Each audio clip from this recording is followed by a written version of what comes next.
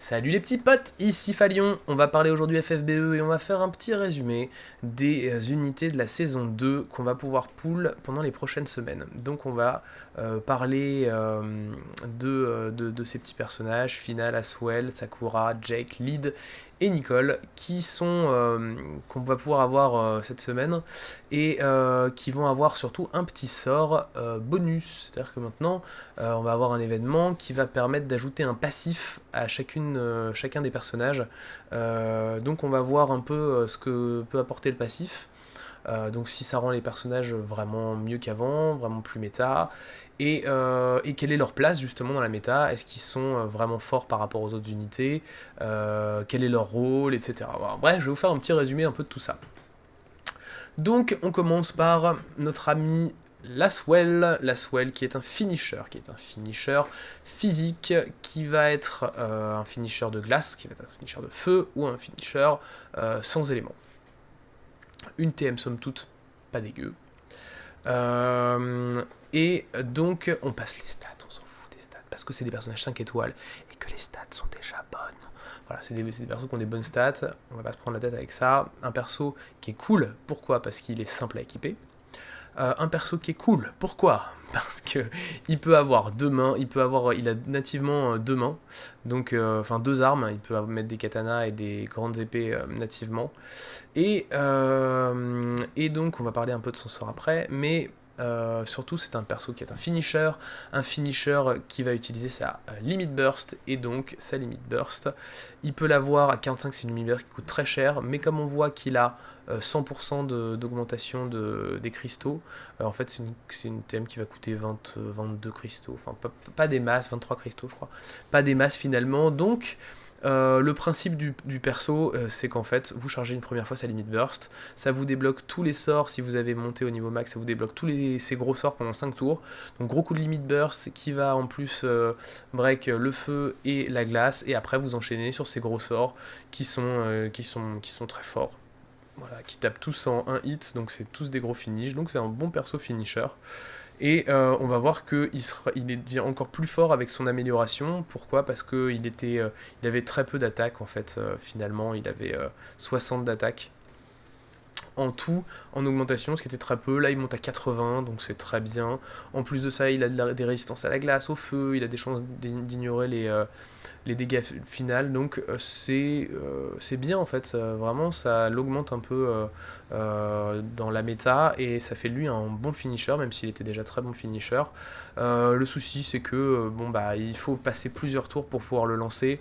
Une fois que vous avez lancé sa limite, normalement vous avez 5 tours pour utiliser ses gros sorts, donc normalement c'est cool, mais ça change des finishers que nous on préfère, c'est-à-dire les finishers qui mettent des grosses baffes dès le début du combat, et ça on aime bien les grosses baffes dès le début. Lui, il faut qu'il se charge un peu, mais ça n'en fait quand même pas un mauvais finisher.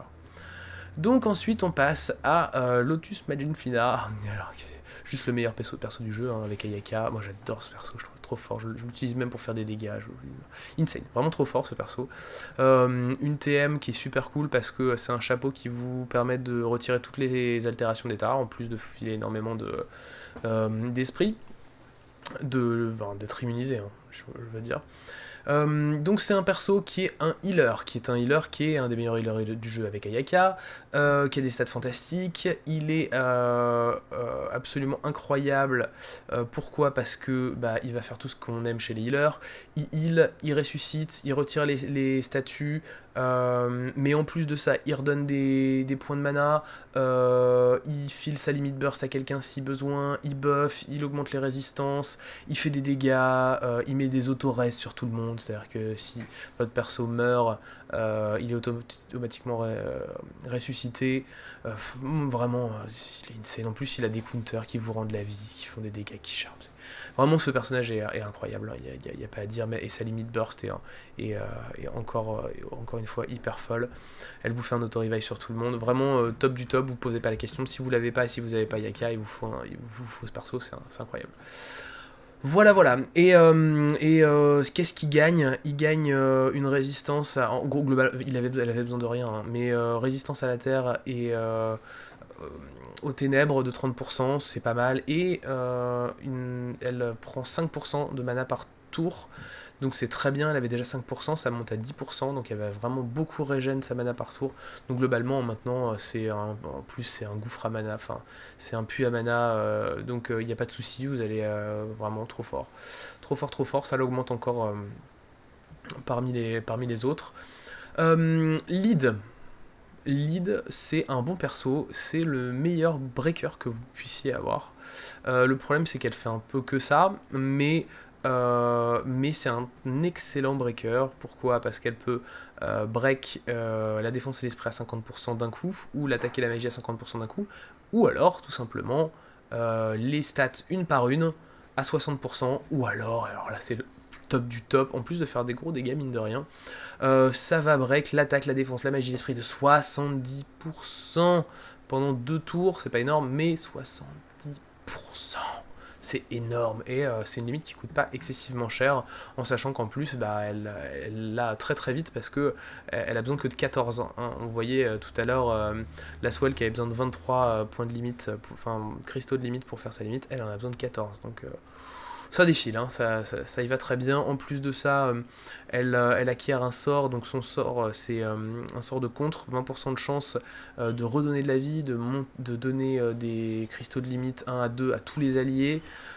C'est pas mal, hein. En plus, alors ça c'est très bien, elle réduit les chances d'être attaquée. C'est bien parce que c'est pas un tank, simplement. On n'a pas trop envie que nos personnages essentiels se fassent défoncer. Donc voilà, c'est un bon perso, il va servir presque exclusivement à break et à redonner un peu de MP entre temps. Donc ça c'est intéressant, et vous allez voir qu'il y a un sort, restez un peu attentif parce qu'avec Jack on va voir qu'il synergise. J'ai découvert un petit truc assez intéressant, c'est que c'est avec ce sort là, un sort qui permet en fait de donner à un allié une résistance au break, à tous les breaks, et en plus de transférer sa limite burst. On va dire complètement débile de transférer la limite burst de lead, elle est beaucoup trop forte, mais vous allez voir, il y a quand même un petit truc à faire avec ça intéressant. Donc, lead, très bon breaker, on passe à Nicole. Nicole, je vous laisse regarder quand même la vidéo que j'ai fait sur elle, qui est beaucoup plus détaillée, parce qu'il y a beaucoup de trucs à dire sur Nicole. On va juste dire que c'est le meilleur buffer du jeu, il est vraiment super cool. N'hésitez pas si vous l'avez pas, c'est un des persos qu'il vous faut aussi, qui est très important à avoir dans le jeu. Donc je vous passe toutes ces stats parce que j'en ai parlé dans une autre vidéo, mais le perso, comme il est déjà insane, évidemment on lui rajoute un petit truc qui est encore plus insane, donc on lui donne 20% de points de vie et 20% de MP en plus, une résistance à l'eau de 20%, mais surtout de la vie, trop bien, et des MP, il consomme énormément de MP, et donc on est très content qu'il ait des MP en plus. Voilà, le reste je vous laisse regarder l'autre vidéo qui en parle. Ensuite, on passe sur Jack. Et Jack, c'est un perso, je vois très bien ce qu'ils ont voulu faire, mais il est pas du tout apprécié, et pourtant je le trouve honnêtement correct, même si il vaut pas notre ami Laswell, même si on va voir qu'il a d'autres avantages, étant donné que c'est un finisher, un hit à tendance chainer. Et donc on va voir pourquoi il est intéressant et est-ce qu'il est vraiment fort. Donc c'est un finisher, on a dit, un hit, c'est un finisher physique. Il a l'avantage d'être un finisher qui peut taper dans plusieurs éléments. Ça c'est cool parce que Laswell il peut taper feu et glace, lui il peut taper feu et glace, mais il peut aussi taper foudre et lumière. Donc ça c'est hyper cool, parce que c'est un personnage qui va en gros Donc si je vous explique un peu le principe du perso, c'est que vous allez vous mettre l'élément, par exemple l'élément feu, tac, pendant 2 tours, vous allez baisser la résistance au feu d'un ennemi pendant 2 tours, et ensuite de ça, vous allez faire votre limit burst, qui coûte 40. Le problème c'est qu'elle coûte cher, même si vous allez voir, il va y avoir une petite astuce maintenant, une limite burst qui coûte très cher et qui va taper très fort, et donc si vous vous êtes mis un élément avant et que vous avez débuffé à cet élément, vous allez taper très fort sur le boss, en plus dans l'élément que vous avez choisi. Par contre, ça vire votre attaque et votre défense, ça vous break à 99% pendant 2 tours. C'est monstrueux, c'est trop, c'est vraiment trop. Donc votre perso sert plus à rien pendant 2 tours. Et même si ça fait beaucoup de dégâts, sa limite burst, je suis pas sûr que ça vaille le coup de prendre aussi cher malgré ça. Donc c'est pour ça qu'il est très mal noté dans le jeu. Mais vous allez voir que maintenant, avec son sort, son nouveau sort, ça va devenir un peu plus intéressant. Donc l'histoire, c'est que maintenant, avec le sort qu'il a, ils n'ont pas été bêtes, hein, ils nous ont rajouté quelque chose qui va vraiment lui redonner un intérêt à notre ami Jake. 20% d'attaque en plus, donc déjà qui faisait pas énormément d'attaque. Là, même là, il est encore un peu en dessous des meilleurs attaquants.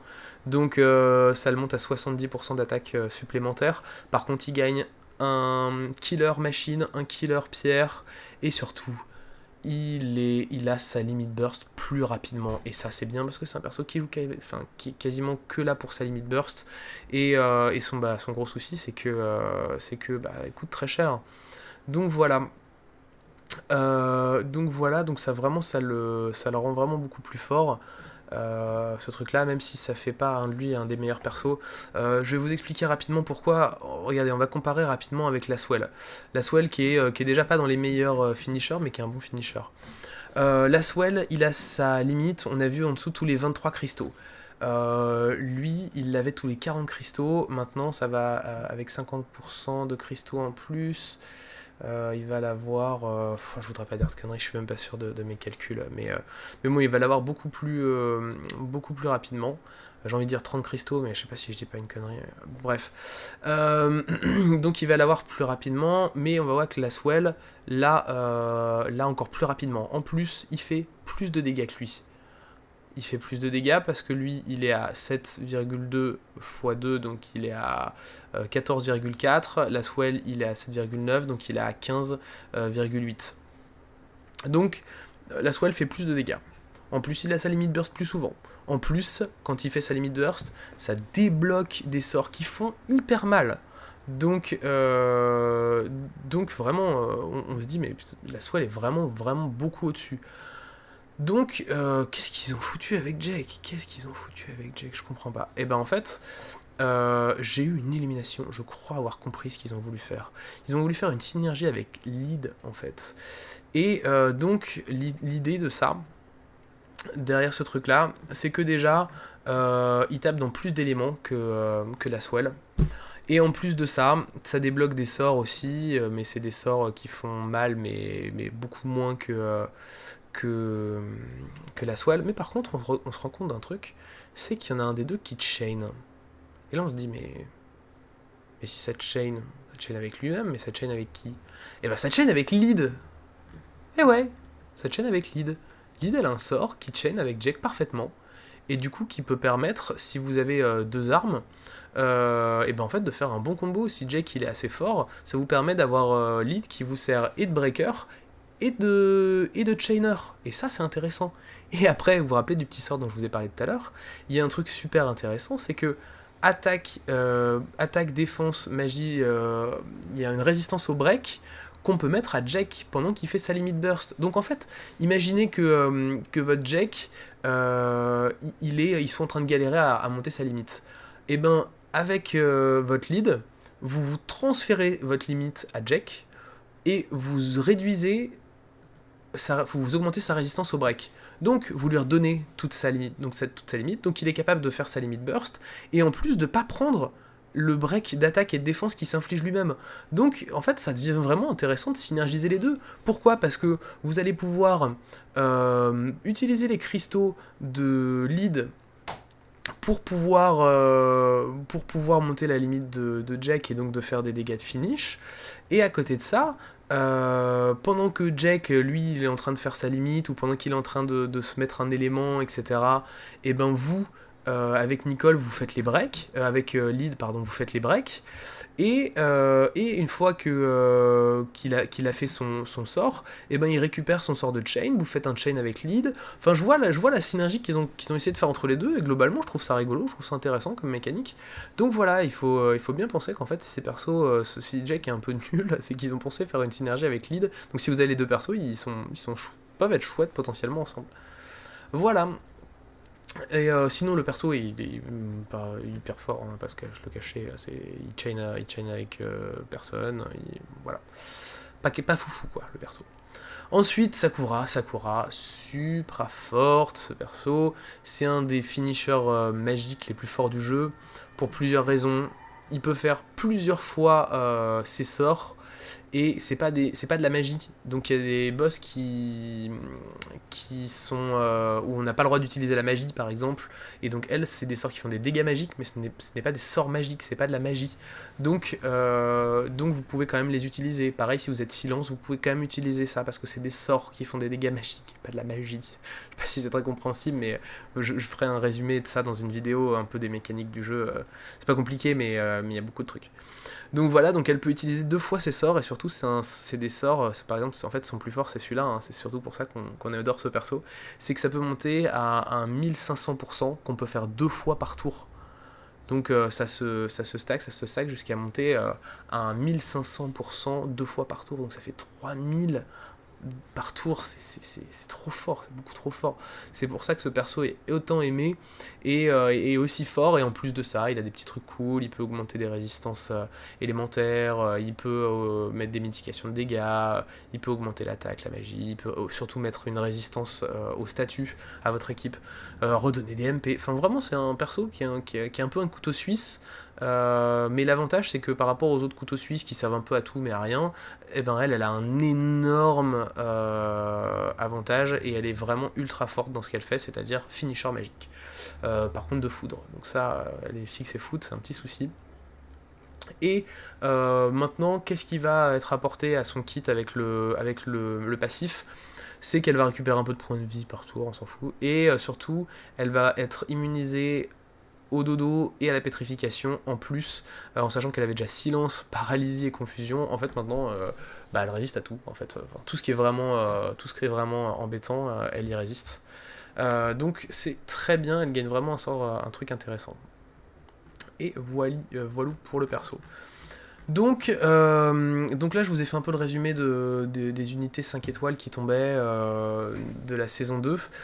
Il y a aussi Riku qui tombe et Kizuru.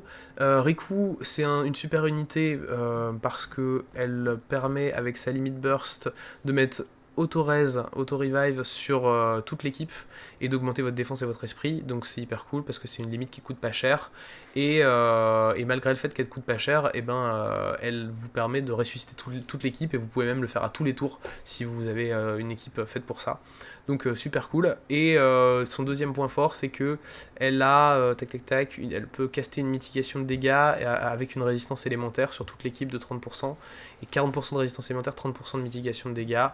Ça lui prend un tour pour le faire. Tac, c'est où déjà? Je crois que c'est ça. Non. C'est quoi? C'est ça, je crois. Bref.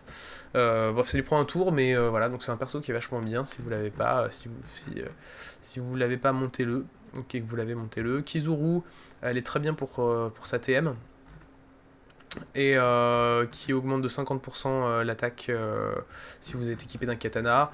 Et qui peut être un peu tricky parce que vous avez 40% de chance d'esquive.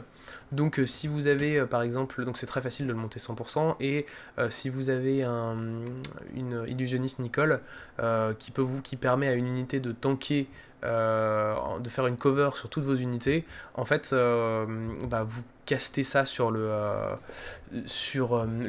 Kizuru, et du coup il va se mettre devant, et il va vous protéger toute votre équipe avec ses 100% d'esquive qu'on peut avoir assez facilement. Voilà, ça c'est une petite astuce comme ça, c'est cadeau, c'est gratuit. Voilà. Donc donc voilà pour les unités qu'on va pouvoir pull. Globalement, en fait, c'est des très bonnes unités, hein, les unités de la saison 2.